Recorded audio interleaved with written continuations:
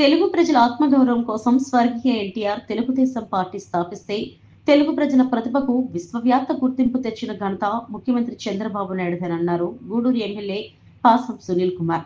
Telugu Desam party 43వ ఆవిర్భావ దినోత్సవం సందర్భంగా గూడూరు టీడీపీ కార్యాలయంలో తెలుగుదేశం పార్టీ పతాకాన్ని ఆవిష్కరించారు.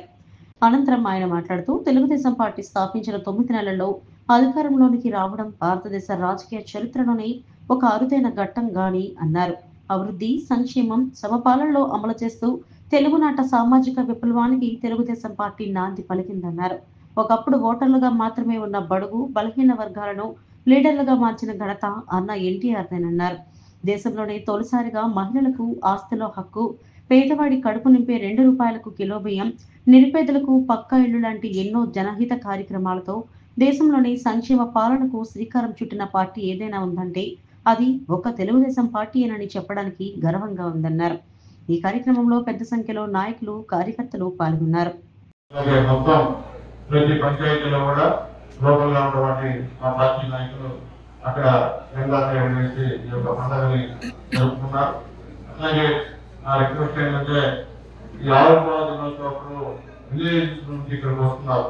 మీ గ్రామాల్లో పార్టీ జెండాలు ఎగరేయించడానికి అక్కడ ఎగరేయకుండా ఇక్కడ ఉండడం వల్ల ఉపయోగం లేదని చెప్పి నాయకులకి రిక్వెస్ట్ చేసి తెలియజేస్తున్నాం. మీ గ్రామాల్లో ఖచ్చితంగా పార్టీ జనం ఆలోచించి రావాలి.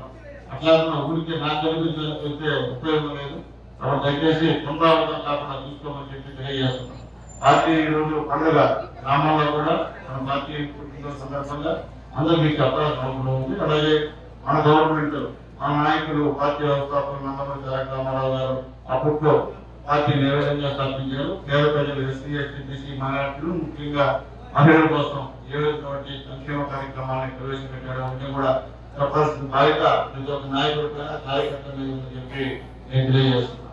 ఈరోజు మొత్తం యావత్ రాష్ట్రం మొత్తం కూడా ఘనంగా పండుగ వాతావరణంలో ఆవిర్భావ దినోత్సవాలు నాయకులు చంద్రబాబు నాయుడు గారు, లోకేష్ గారి నాయకత్వంలో జరుగుతున్నాయి. ఆ సందర్భంగా గుడిలో కూడా ఏర్పాటు చేశాం. చాలా సంతోషం. మీ అందరికీ తెలిసిన విషయమే. 43 సంవత్సరాలు మన పార్టీ స్థాపించి ఈ రోజు కూడా తెలుగుదేశం పార్టీకి నిజమైనటువంటి కార్యకర్తలు ఉన్నారంటే అది నందమూరి తారక రామారావు గారి అని చెప్పి నేను తెలియజేస్తున్నాను. ఎందుకంటే ఇతర పార్టీ కార్యకర్తలాగా కార్యకర్తలు ఎవరు నాయకులు మారిన పార్టీలు మారుతాయి కదా, తెలుగుదేశం పార్టీకే చెబుతున్నారు.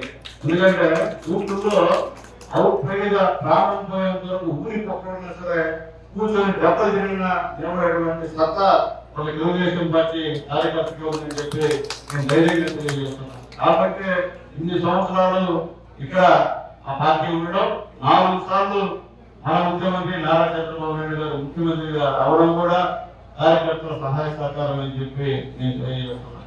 అట్లాగే ఈరోజు కార్యకర్తల కోసం సోదరుడు చిరంజీవి చెప్పినట్టు తెలుగుదేశం పార్టీ కార్యకర్త అని చెప్తున్న దానికి మన గర్వంగా ఫీల్ అవ్వాలి. ఎందువల్లంటే గతంలో చాలా ప్రభుత్వాలు ఈ రాష్ట్రాన్ని పరిపాలిస్తే ఎక్కడ ఎవరు కూడా వాళ్ళ సొంత కోసం పనిచేస్తున్నారు తప్ప పేద ప్రజల కోసం ఎవరు కూడా పనిచేసినటువంటి పార్టీ లేదు, నాయకులు లేదు. మన నాయకులు నాటి నందమూరి కార్యక్రమాల దగ్గర నుంచి ఇప్పటి చంద్రబాబు నాయుడు గారు, లోకేష్ వరకు కార్యకర్తల కోసమే పనిచేసే కార్యక్రమం అని చెప్పి నేను తెలియజేస్తున్నాను. ఈరోజు 100 రూపాయలు పెట్టి సభ్యత్వం చేస్తే వాళ్ళు అకస్మాత్తుగా ఏదైనా యాక్సిడెంట్ లో చనిపోతే 5 లక్షల రూపాయలు మనం ఇచ్చేటువంటి కార్యక్రమం అని చెప్పి నేను తెలియజేస్తున్నాను.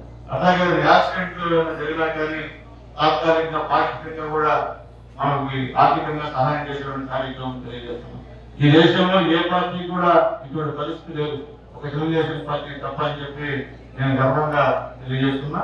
ఈ తెలుగుదేశం పార్టీలో పెద్దలు మాకెక్కడన్నా ఎప్పటి నుంచో ఈ పార్టీలోనే నమ్ముకొని ఉన్నారు.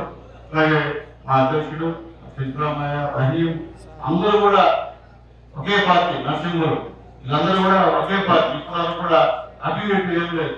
ఓడినా గెలిచినా అట్టే ఉంటారు, ఓడిపోయినామని చెప్పి గెలిచిన దగ్గర పోరు.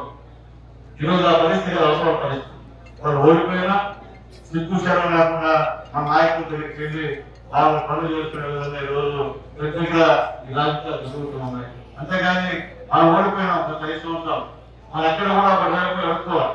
అది కాకపోయినా పర్లేదు కానీ పోలీసులు మనం ఇబ్బంది పెట్టినా కానీ ఎక్కడ కూడా మన కాంప్రమైజ్ కాదా కానీ ఈరోజు ఆ పరిస్థితి ఆ పార్టీ లేదు. అందుకనే ఎప్పుడు కూడా తెలుగుదేశం పార్టీ నాయకులు కార్యకర్తలు అంటే గొప్పని చెప్పేదానికి ఏమాత్రం కూడా సందేహం లేదని చెప్పి నేను తెలియజేస్తున్నాను. అట్లాగే ఈరోజు మన కూటమి ఎన్డీఏ కూటమి దేశంలో నరేంద్ర మోడీ గారు, రాష్ట్రంలో పవన్ కళ్యాణ్ గారు మనం కలిసి ఈరోజు ఈ యొక్క ఎన్డీఏ గవర్నమెంట్ ఏర్పాటు చేశాం. తద్వారా ఈ సంవత్సరం రోజుల్లో ఇప్పుడే మన మహిళ లీలమ్మ కూడా చెప్పింది మీకు పెన్షన్ 4,000 పెంచాం మనం.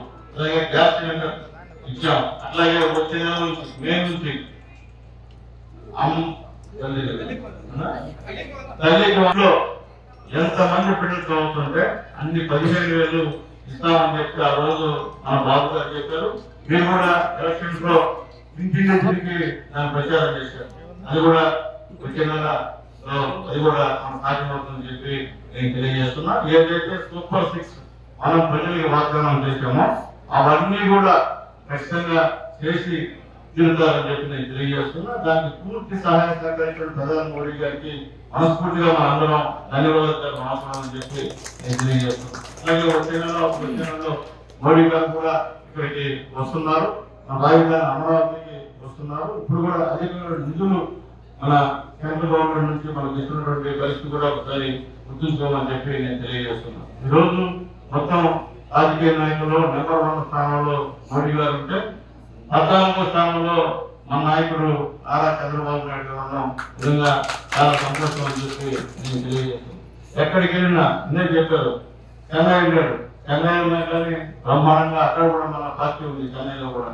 ఎందుకంటే ఈరోజు ఆయన మొత్తం దృష్టి అంతా పేద ప్రజల్ని ఖచ్చితంగా పైకి తీసుకురావాలా అనే ఉద్దేశంతోనే P4 ఇక్కడ ఉగాది నుంచి రేపటి నుంచి ప్రారంభమవుతుంది.